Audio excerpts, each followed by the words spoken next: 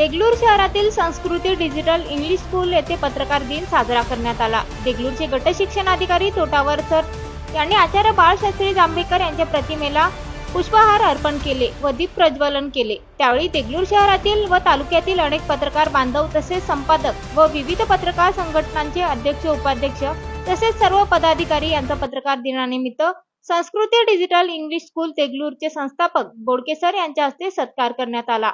त्यानंतर अल्पोपहार कार्यक्रम संपन्न झाला। यावेळी संस्कृती डिजिटल इंग्लिश स्कूलचे संस्थापक बोडके सर यांनी सर्व पत्रकार बांधवांचे आभार मानले।